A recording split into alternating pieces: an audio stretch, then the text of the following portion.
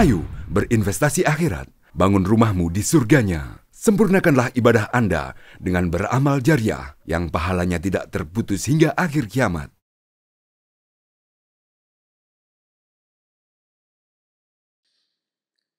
أعوذ بالله من الشيطان الرجيم بسم الله الرحمن الرحيم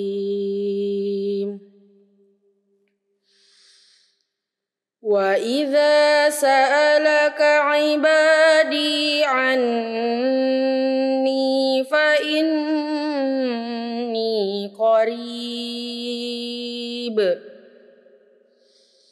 أجيب دعوة الداع إذا دعاني فليستجيبوا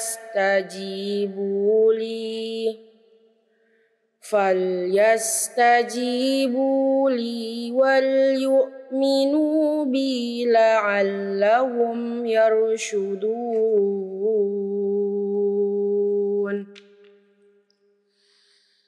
أحل لكم ليلة الصيام الرفث إلى نسائكم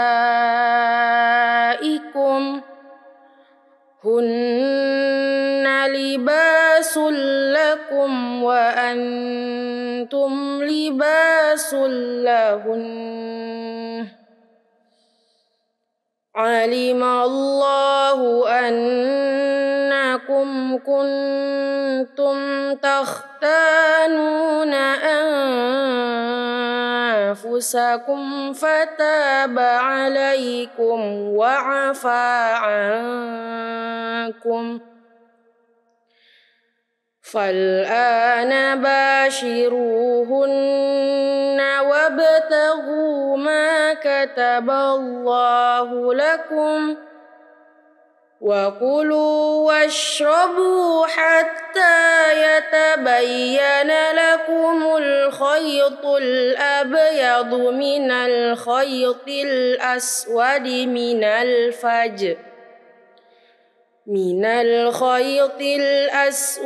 من الفجر ثم أتموا الصيام إلى الليل ولا تباشروهن وأنتم عاكفون في المساجد تلك حدود الله فلا تقربوها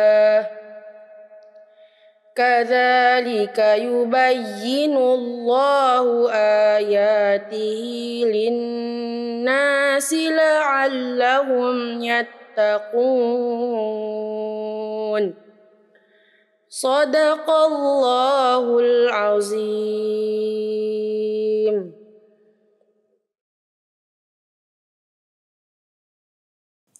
Bismillahirrahmanirrahim. Assalamualaikum warahmatullahi wabarakatuh.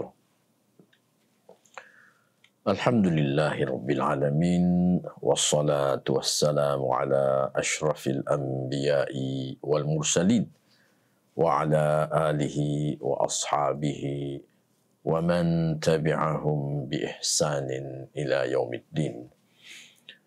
Asyhadu an la ilaha illallah wahdahu la syarikalah wa asyhadu anna Muhammadan abduhu wa rasuluh. Kaum muslimin dan muslimat, para pemirsa yang dirahmati Allah. Alhamdulillah, dengan izin Allah Subhanahu wa taala kita bisa bersilaturahim kembali melalui kegiatan dan acara rutinitas kita ini. Semoga kita semua beserta keluarga, sahabat, dan tetangga kita senantiasa mendapatkan keberkahan dari Allah Subhanahu wa ta'ala. Para hadirin dan hadirat yang dirahmati Allah, kita akan menyambung bacaan dan kajian Quran kita masih di surah Al-Baqarah. Sekarang ayat yang ke-186 sampai dengan 187. Di ayat yang ke-186, Allah Subhanahu wa taala berfirman, A'udzu billahi minasyaitonir rajim. Wa idza sa'alaka 'ibadi 'anni fa inni qarib ujibu da'watad da'i idza da'an falyastajibu li wal yu'minu bi la'allahum yarshudun. Dan jika bertanya kepadamu hambaku tentang aku, fa inni qarib, maka sesungguhnya aku itu, kata Allah, dekat. Ujibu da'watad da'i idza da'an. Aku, kata Allah, menjawab doanya orang yang meminta jika ia meminta kepada aku. Falyastajibu li wal yu'minu bi. Maka hendaknya mereka terlebih dahulu menjawab keinginanku. Wal yu'minu bi, dan mereka hendaknya beriman kepadaku. La'allahum yarshudun. Mudah-mudahan mereka itu mendapatkan petunjuk atau hidayah. Jemaah yang dirahmati Allah, inilah salah satu dari jaminan Allah Subhanahu wa taala tentang mereka yang berdoa dan doanya diijabah oleh Allah Subhanahu wa taala. Doanya diterima oleh Allah Subhanahu wa taala. Tentu dalam kaedah ini berlaku hukum kausali. Artinya doa kita diperkenankan oleh Allah jika kita terlebih dahulu memperkenankan apa-apa yang diinginkan oleh Allah Subhanahu wa taala terhadap kita. Jemaah sekalian, rahmati Allah, ini kedengarannya sangat sederhana, tapi tentu semakin bagus kualitas seseorang dalam memperkenankan, mengamalkan apa-apa yang diinginkan oleh Allah, menjauhkan dirinya dari yang dilarang oleh Allah Subhanahu wa taala. Tentu orang itu semakin dekat dengan Allah Subhanahu wa taala, dan dengan semakin dekatnya orang itu kepada Allah Subhanahu wa taala, tentu doanya akan semakin mustajab. Jemaah yang dirahmati Allah, berkaitan dengan firman Allah yang menyatakan ujibu da'watad da'i idza da'an, aku menjawab doanya orang yang berdoa ketika dia berdoa kepadaku. Dalam sebuah hadis yang diriwayatkan oleh Laith dari Syahr bin Haushab dari Ubadah bin Samit, dia berkata, sami'tu Rasulullah sallallahu alaihi wasallam yaqul, saya pernah mendengar Rasulullah sallallahu alaihi wasallam, beliau bersabda, u'tiyat ummati thalathan lam tu'ta illa al-anbiya. Diberikan kepada umatku itu, kata Rasulullah, 3 hal yang tidak diberikan kepada orang lain kecuali kepada para nabi saja. Kana Allahu idza ba'atha nabiyyan qala ud'uni astajib lak. Adalah Allah ketika Allah mengutus seorang nabi, maka Allah berfirman kepadanya, ud'uni astajib lak. Mintalah engkau kepadaku, niscaya aku akan memperkenankan permintaanmu. Wa qala li hadhihi al-ummah, tetapi Allah berfirman kepada umat ini, ud'uni astajib lakum. Mintalah kalian kepadaku, niscaya aku akan menjawab permintaan kalian. Yang kedua, jemaah sekalian, wa kana Allahu idza ba'atha an-nabi, adalah Allah jika mengutus seorang nabi, Qala lahu, Allah berfirman kepada Nabi itu, ma ja'ala 'alaika fid dini min haraj.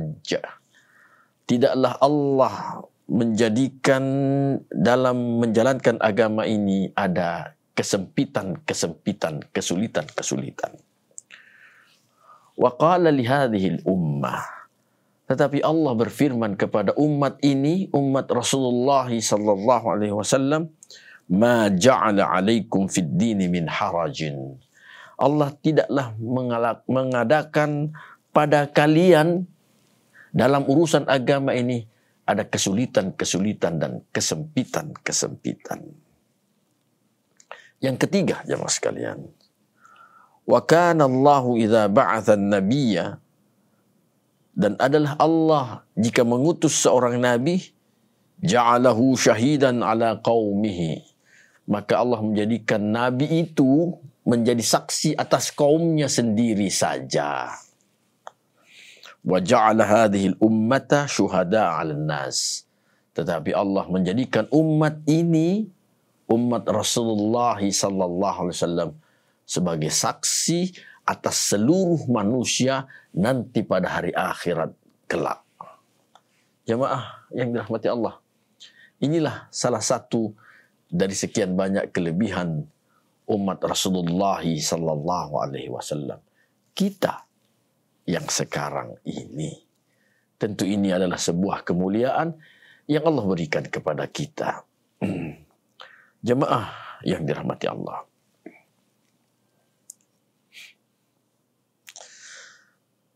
tentang berdoa itu sendiri, hadis yang lain yang diriwayatkan oleh Ibnu Umar dari Nabi sallallahu alaihi wasallam, Nabi bersabda, man futiha lahu fid du'a futihat lahu abwabul ijabah.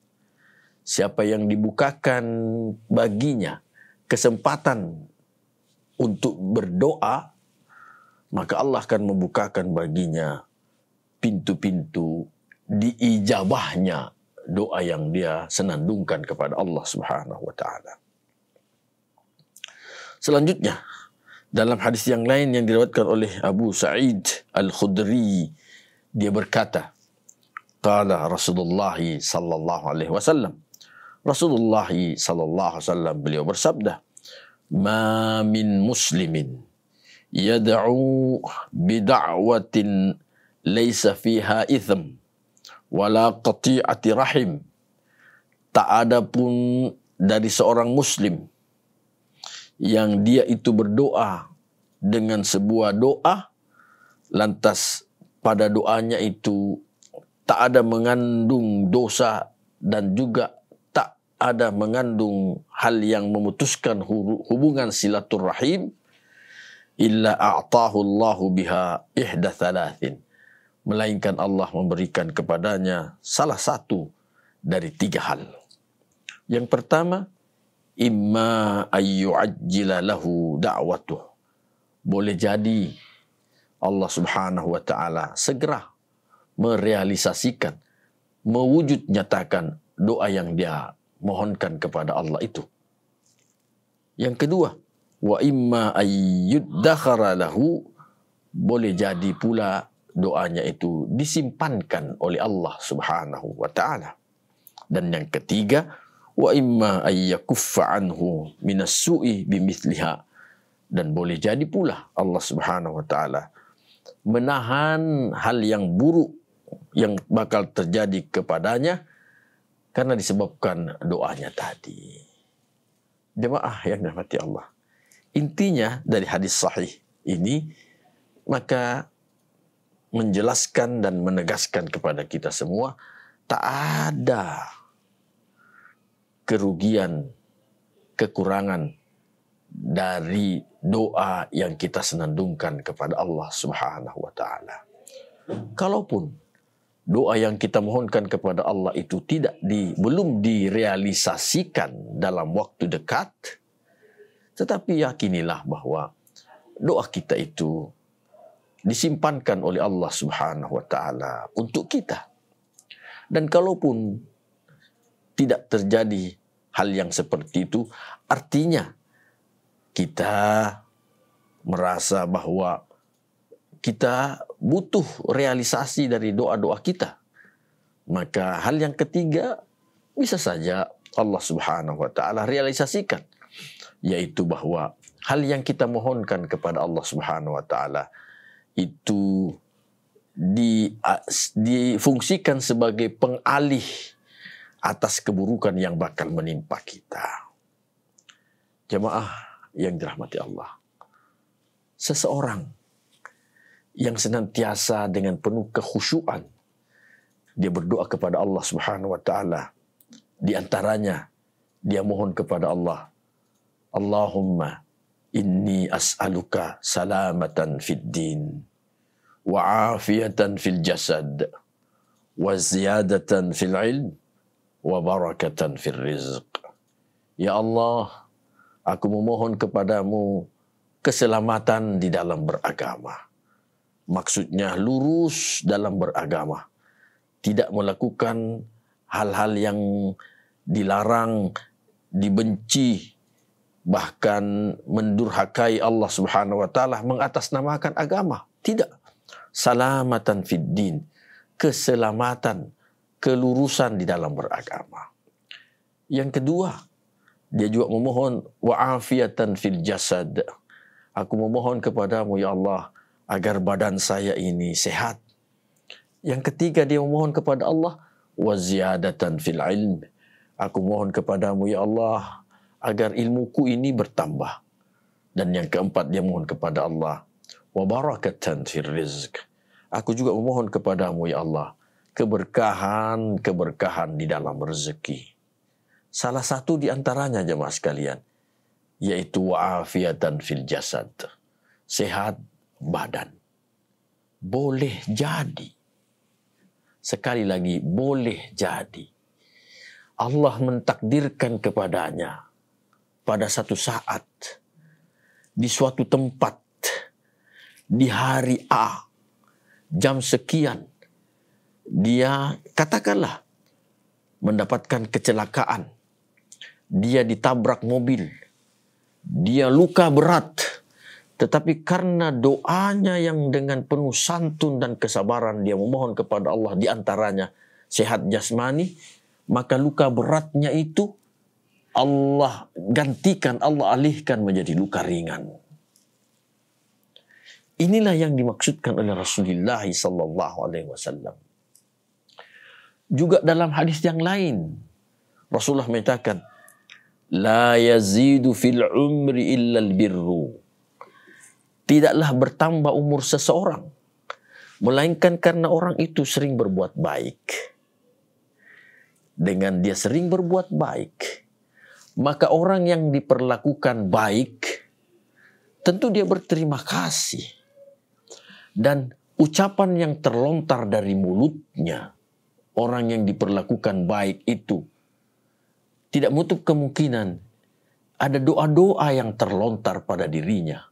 Semoga Allah memberkahi kehidupan Bapak. Semoga harta Bapak berberkah. Semoga Allah senantiasa memberi kesehatan.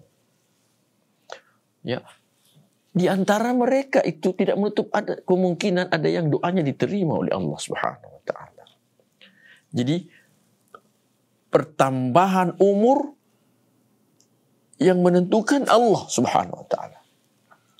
Allah yang menentukan masalah kematian. Tetapi masalah pertambahan umur juga Allah yang bisa melakukan.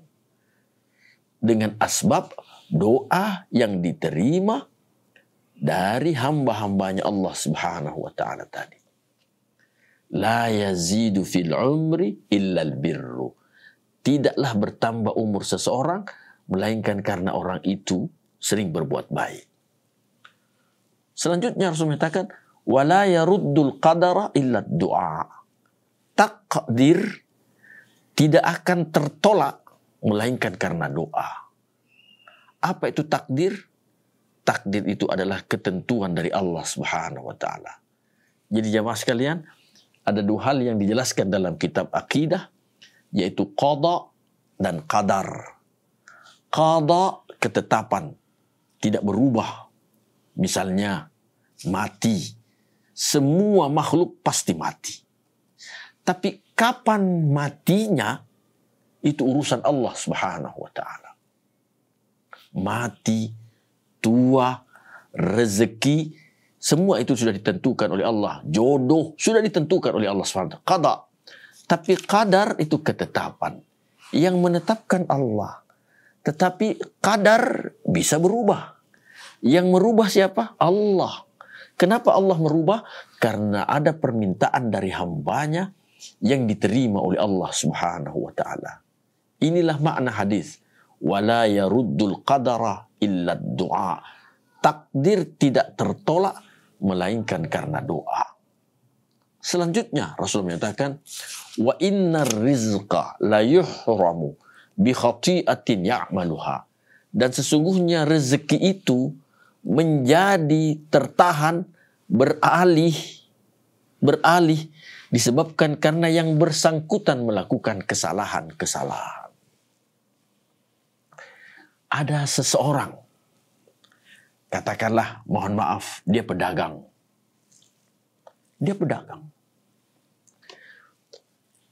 Ketika dia jujur dalam berdagang, dia ramah, tentu dengan keramahan dan kejujuran itu mengundang simpati orang. Maka rezekinya bisa ditambah oleh Allah Subhanahu wa taala. Tapi ketika suatu saat dia khilaf, dia salah, dia mengurangi takaran, dia mengurangi timbangan, atau tutur kata yang salah, maka bisa saja pelanggan ini akan berpindah mencari pelanggan yang lain. Bisa saja pelanggan ini tersinggung dan tidak mau lagi berbelanja di tempat itu. Inilah yang dimaksudkan. Wa innar rizqa la yuhramu bi khati'atin ya'maluha. Sesungguhnya rezeki itu menjadi tertolak, tertahan, teralih disebabkan karena yang bersangkutan melakukan kesalahan-kesalahan. Jemaah yang dirahmati Allah. Kita kembali bahwa tak ada kerugian daripada doa yang kita senandungkan kepada Allah Subhanahu wa taala. Seorang hamba yang sering berdoa menunjukkan bahwa hamba itu adalah hamba yang tawadhu.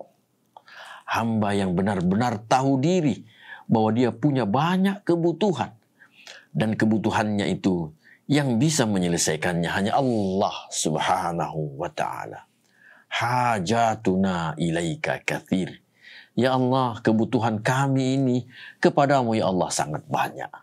Karenanya Rasulullah menyatakan, mintalah sebanyak-banyaknya kepada Zat yang Maha Kaya. Semakin sering kita meminta kepada Allah yang Maha Kaya, maka tentu Allah akan semakin senang kepada kita. Jangan menjadi malas dalam berdoa. Dan Rasulullah pernah menyatakan dalam salah satu sabda beliau, termasuk hamba yang paling sombong di hari akhirat adalah hamba yang malas berdoa. Karena dia merasa seolah-olah tidak punya kebutuhan. Padahal Allah nyatakan dalam Al-Quran, antumul fuqara'u wa nahnul aghniya. Kalian manusia adalah makhluk fakir, makhluk yang punya banyak kebutuhan. Sedangkan kami, kata Allah, adalah yang Maha Kaya. Allah tidak punya kebutuhan sedikit pun juga. Kaum muslimin yang dirahmati Allah. Pertanyaan selanjutnya adalah, apakah mungkin ada orang yang sudah sering berdoa dengan penuh ketekunan, tapi doanya tidak didengarkan oleh Allah Subhanahu wa ta'ala? Mari kita perhatikan sebuah hadis Rasulullah sallallahu alaihi wasallam. Rasulullah bersabda, "Ar-rajulu yutilus safar." Ada seorang laki-laki yang sudah lama mengadakan perjalanan. para pendengar yang dirahmati Allah, di lain hal Rasulullah juga pernah menjelaskan bahwa termasuk orang yang diijabah doanya adalah, yaitu doanya orang musafir. Doanya orang musafir itu besar kemungkinannya diijabah oleh Allah Subhanahu wa taala. Sementara dalam hadis ini Rasulullah menyatakan ada seorang laki-laki yang lama melakukan perjalanan musafir. Ash'ad aghbara, pakaiannya kusut, dia berdebu.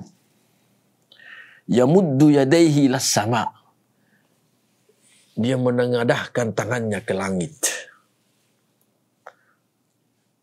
dan sambil berkata, Ya Rabb, Ya Rabb, wahai Tuhan, wahai Tuhan.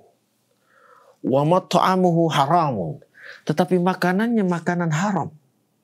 Wa mashrabuhu haramun, minumannya minuman haram. Wa malbasuhu haram, pakaiannya pakaian haram. Wa ghudhiya bil haram, dan seluruh santapannya sering dia memakan santapan bekalnya bekal haram. Fa anna yustajabu lidzalik, bagaimana mungkin doanya diijabah oleh Allah Subhanahu wa taala? Artinya orang yang sekalipun asik khusyuk berdoa kepada Allah Subhanahu wa taala, memelas. Dia berdoa kepada Allah, tapi pakaiannya pakaian haram. Pakaian haram, makanan haram, minuman haram. Haramnya sesuatu, jemaah sekalian, itu bisa saja bukan karena dzatiyahnya, tetapi dari muktasabahnya, cara memperolehnya yang tidak sesuai dengan yang disyariatkan oleh Allah Subhanahu wa taala. Ada orang yang semestinya dia sudah wajib mengeluarkan zakat. Dia sudah wajib mengeluarkan zakat karena sudah memenuhi nisab dan haul. Tetapi zakat itu dia tidak keluarkan.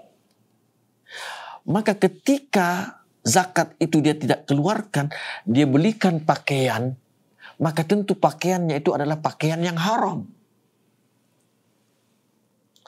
Kenapa pakaian haram? Karena dia tidak mengeluarkan zakat. Yang notabene dengan zakat itu ada haknya orang.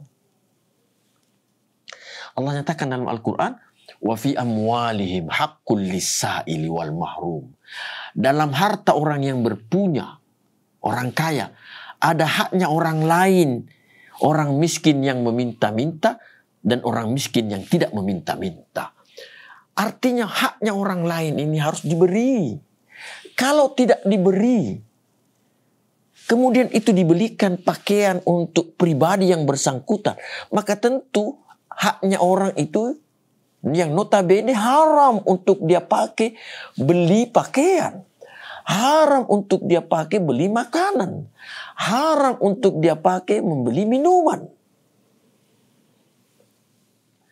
Tentu doa-doanya tidak diterima oleh Allah Subhanahu wa taala. Bagaimana lagi jemaah sekalian?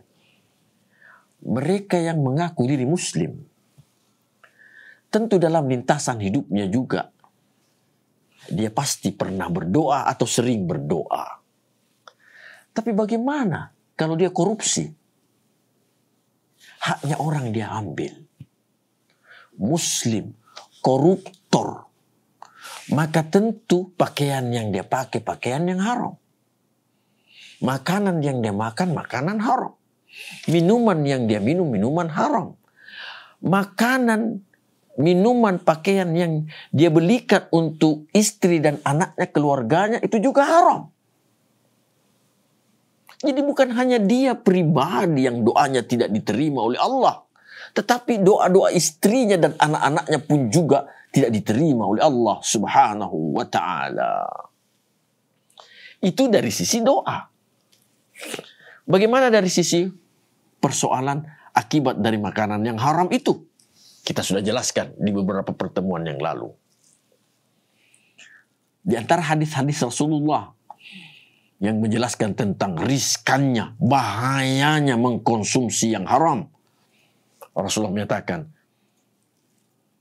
"Man akala luqmatan min haramin, la yaqbalullahu salatahu arba'ina yauman." Siapa yang memakan satu suap dari yang haram, Allah tidak terima salatnya selama 40 hari. Satu suap, katakanlah bisa dinisbatkan dengan 1 sendok makan. Kalau dalam 1 piring, berapa sendok makan, berapa suap dalam 1 piring itu? 1 suap saja tidak diterima salatnya selama 40 hari. Bagaimana dengan beberapa puluh suap dalam 1 piring itu? Hadis yang lain, Rasulullah menyatakan, "Kullu lahmin nabata min haramin fannaru aula bihi." Semua daging yang tumbuh dari yang haram, api neraka yang paling berhak membersihkannya. Karenanya jemaah sekalian, berhati-hatilah. Jangan terpesona dan terpengaruh dengan penampilan orang-orang yang kelihatannya berbahagia, bersenang-senang dalam kehidupannya. Padahal rezeki yang dia dapat itu dari hasil menganiaya dan menzalimi orang.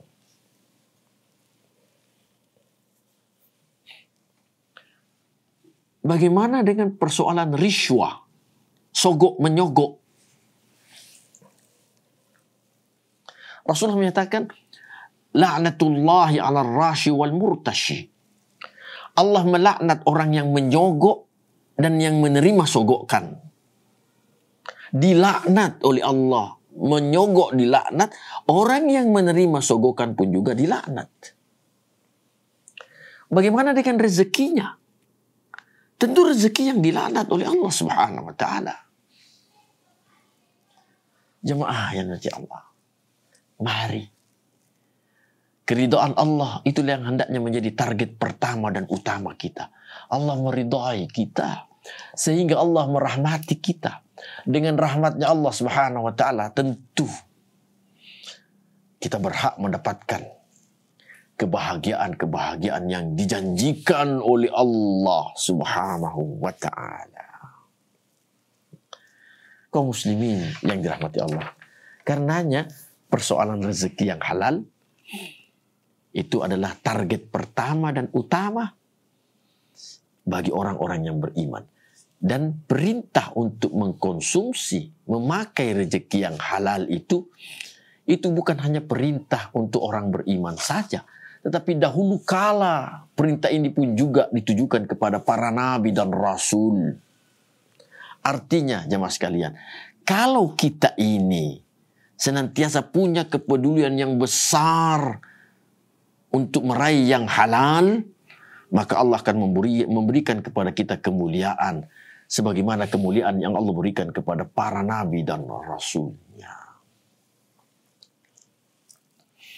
Kaum muslimin yang dirahmati Allah,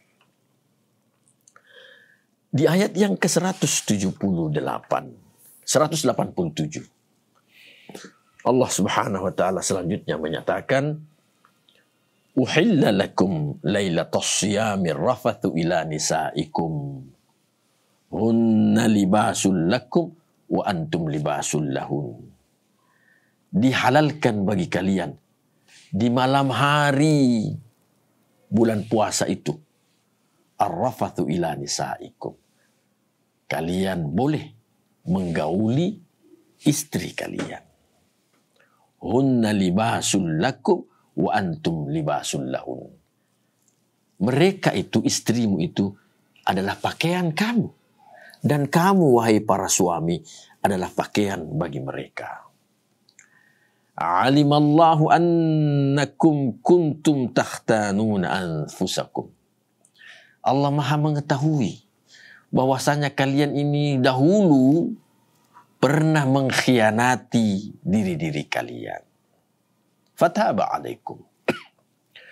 Lantas Allah menerima tobat kalian. Wa'afa ankum. dan Allah memaafkan kalian. Fal'ana bashiruhun wabtaghu ma kataballahu lakum.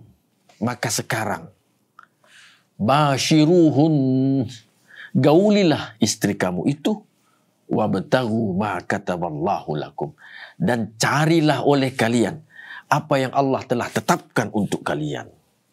Wa kulu washrabu hatta yatabayyana lakumul khaytul abyadu minal khaytil aswadu minal fajr.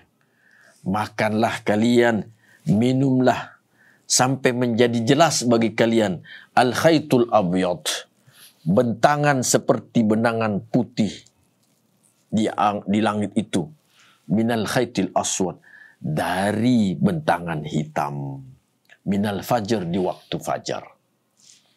Thumma atimmus siyama ilal lail, kemudian sempurnakanlah puasa itu sampai waktu malam. Wala tubashiruhunna wa antum aakifuna fil masajid, dan jangan kalian menggauli istri kalian sedangkan kalian lagi i'tikaf di masjid-masjid Allah Subhanahu wa taala. Tilka hududullah, itulah batasan-batasannya Allah. Fala taqrabuha, maka jangan kalian mendekatinya. Kadzalika yubayyinullahu ayatihi linnas, begitulah Allah menjelaskan ayat-ayatnya untuk seluruh manusia. La'allahum yattaqun, mudah-mudahan mereka manusia itu bertakwa kepada Allah Subhanahu wa taala. Kaum muslimin yang dirahmati Allah, ayat ini memberikan beberapa penjelasan. Yang pertama, bahwa di malam hari, di bulan puasa, seorang suami boleh menggauli istrinya. Tetapi di siang hari tentu dilarang oleh Allah Subhanahu wa taala. Dan hukuman bagi seorang suami yang menggauli istrinya di siang hari tentu sangat berat. Berat. Allah menyatakan suami yang menggauli istrinya di siang hari, hukumannya adalah dia harus berpuasa 2 bulan berturut-turut. Kalau dia tidak sanggup, maka dia boleh membebaskan seorang budak. Dan kalau dia tidak sanggup, maka dia harus memberi makan 6 orang fakir miskin. Ada orang sahabat dengan tergopoh-gopoh mendatangi Rasulullah sallallahu alaihi wasallam. Sahabat itu berkata, halakani, saya binasa ya Rasulullah, saya celaka ya Rasulullah. Rasulullah bertanya, apa yang menyebabkan kamu celaka, kamu binasa? Maka sahabat itu menyatakan, ya Rasulullah, saya baru tadi menggauli istri saya. Kemudian Rasul mengatakan, betul-betul kamu celaka. Maka sahabat ini bertanya kepada Rasulullah, apa yang saya harus lakukan ya Rasulullah? Rasulullah menyatakan, kamu harus berpuasa 2 bulan berturut-turut. Sahabat itu berkata, saya tidak sanggup ya Rasulullah. Kalau begitu, kamu harus memerdekakan seorang budak. Sahabat itu berkata, saya juga tidak sanggup ya Rasulullah. Kalau begitu, kamu harus memberi makan 60 orang fakir miskin. Sahabat itu juga berkata, saya tidak sanggup ya Rasulullah. Apa yang dilakukan oleh Rasul? Beliau menyuruh sahabat-sahabat yang lain untuk mengumpulkan kurma yang bisa dimakan oleh 60 orang fakir miskin. Setelah kurma itu terkumpul, diserahkanlah kepada lelaki tadi ini. Kemudian Rasul menyatakan, berilah makan 60 orang fakir miskin. Tetapi sahabat yang bersalah ini berkata, ya Rasulullah, di kampung ini tak ada orang yang lebih miskin daripada saya. Rasulullah menanyai sahabat untuk tabayun. Apakah benar ucapan dari orang ini bahwa di kampung ini dialah orang yang paling termiskin? Seluruh sahabat mengatakan, benar ya Rasulullah. Di kampung ini tidak ada orang yang lebih miskin daripada dia. Dialah orang yang termiskin di kampung ini. Maka apa kata Rasulullah? Kalau begitu ambillah kurma ini dan makanlah engkau bersama keluargamu. Jemaah yang dirahmati Allah. Inilah kejadian yang pernah terjadi di zaman Rasulullah sallallahu alaihi wasallam. Jadi kita kembali di malam hari, silahkan. Tentu ini halalan thayyiban. Tapi di siang hari haramun, tak boleh seorang suami menggauli istrinya. Kaum muslimin yang dirahmati Allah. Dalam ayat ini kita temukan ada kalimat alimallahu annakum kuntum takhtanuna anfusakum. Takhtanuna anfusakum, mengkhianati diri-diri kalian. Apa itu mengkhianati? Qala Al-Qutabi berkata Al-Qutabi, aslul khiyanah, pada asalnya khianat itu adalah ayyu'tamana ar-rajulu ala syai'in fala yu'addil amanata fih, yaitu bahwa seorang laki-laki diberi kepercayaan untuk sesuatu, diberikan suatu kepercayaan kepada laki-laki itu, fala yu'addil amanata, tetapi laki-laki itu tidak menunaikan hal yang dipercayakan kepadanya. Maka inilah yang dimakan dengan mengkhianati. Berkhianat. Seseorang yang diberi kepercayaan, lantas dia tidak melaksanakan hal yang dipercayainya itu. Jemaah yang dirahmati Allah. Adapun yang dimaksudkan dengan firman Allah Subhanahu wa taala, "Wabtaghu ma kataballahu lakum", carilah oleh kalian apa yang Allah telah tetapkan untuk kalian. Ada beberapa pendapat. Yang pertama, pendapat dari Ibnu Abbas, Mujahid, Hakam bin Uyainah, Ikrimah, Hasan, Suddi, Rabi' dan Dahhak.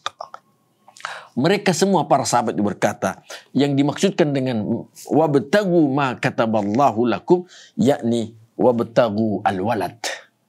Carilah seorang anak. Artinya dengan menggauli istri di malam hari, carilah, usahakan ada anak keturunan.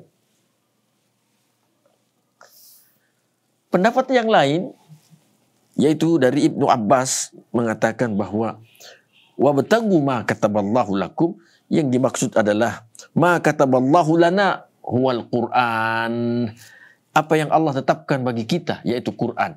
Artinya mengajilah, bacalah Quran sepanjang hari. Baca Quran sepanjang hari. Karena Quran itu diturunkan oleh Allah Subhanahu wa taala di langit bumi ini, yaitu pada malam ke-17 Ramadan. Pendapat yang ketiga, jemaah sekalian, yaitu pendapat dari Ibnu Abbas, Mu'adz bin Jabal. Mereka berdua menyatakan annal ma'na, yang dimaksudkan dengan wabtagu ma kataballahu lakum, maknanya adalah wabtagu lailatul qadar. Carilah oleh kalian lailatul qadar. Karena lailatul qadar itu hanya sekali turun dalam bulan Ramadan. Dan yang itu adalah yang terakhir, bilangan ganjil yang terakhir di bulan Ramadan. Carilah kalian Lailatul Qadar, itu yang oleh Allah dalam ayat yang lain nyatakan Lailatul Qadri khairum min alfi syahrin. Selanjutnya pendapat yang keempat, wakila, ada juga pendapat yang menyatakan wabtagu ma kataballahu lakum minal imai waz zaujat. carilah pasangan hidup, carilah istri, ya, dalam bulan Ramadan itu. Nah, pendapat yang keempat ini jemaah sekalian, ini jarang kejadiannya. Artinya jarang kita melihat orang mengadakan pernikahan di bulan Ramadan. Padahal sebenarnya boleh, bagus menikah di bulan Ramadan. Adapun hubungan suami istri kan boleh di malam harinya, dan itu yang diberkahi oleh Allah Subhanahu wa taala. Kaum muslimin yang dirahmati Allah. Ya.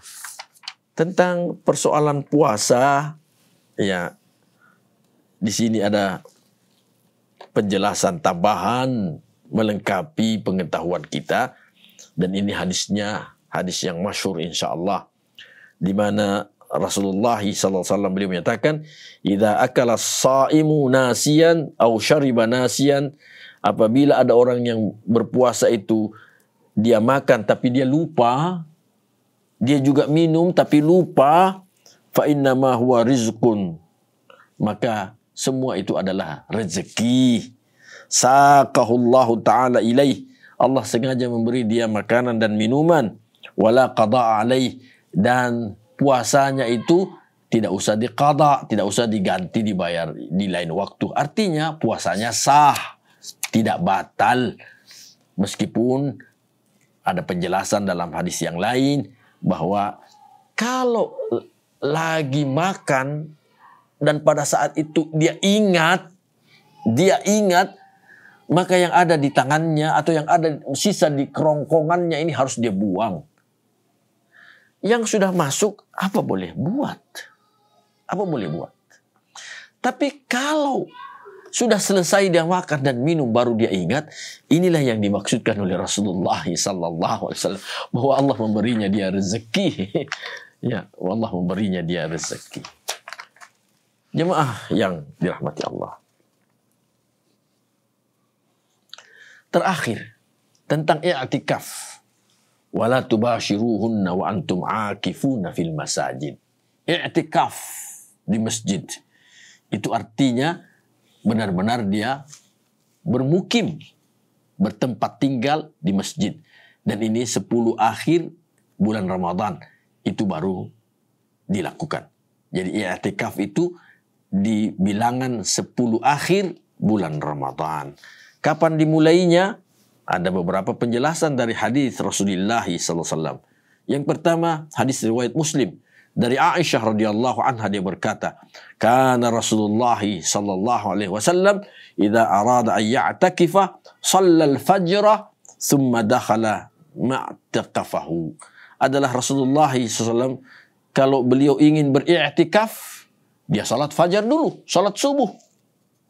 Kemudian setelah itu dia masuk ke tempat i'tikafnya. Artinya setelah salat subuh silahkan dia beriktikaf. Dalam hadis yang lain ada menyatakan faqabla ghurubi syams, sebelum terbenamnya matahari. Ya. Kemudian dalam keterangan yang lain dinyatakan qabla ghurubi syams bil lailati dzalikal yaum, sebelum terbenamnya matahari di malam hari itu.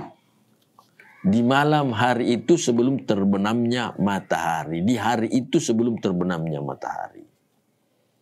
Kemudian ya, pendapat yang lain mengatakan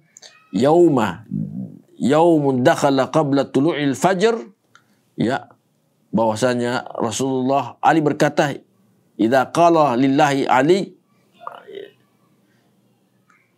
di sana nyatakan bahwa hari di mana Rasulullah masuk ke tempat i'tikaf itu qabla tulu'il fajr, sebelum terbitnya matahari, wa khuruju ba'da ghurubi syams, dan di akhirnya nanti beliau keluar setelah terbenamnya matahari. Jadi awal masuknya sebelum terbit matahari, dan setelah hari ke-10, ya, setelah terbenamnya matahari pada hari ke-10 itu hari terakhir, maka Rasulullah keluar dari tempat i'tikaf. Artinya sudah selesai i'tikafnya. Jemaah yang dirahmati Allah, alhamdulillah sudah banyak masjid yang menyiapkan untuk orang-orang yang beriktikaf. Bahkan kita sangat bergembira mendengar sudah banyak pula masjid yang menyiapkan santapan sahur bagi mereka yang beriktikaf. Jadi bukan saja santapan sahur, tetapi juga berbuka puasa dan seterusnya. Guna memuliakan hamba-hamba Allah yang bertakwa, yaitu yang ingin beriktikaf di masjidnya Allah Subhanahu wa taala.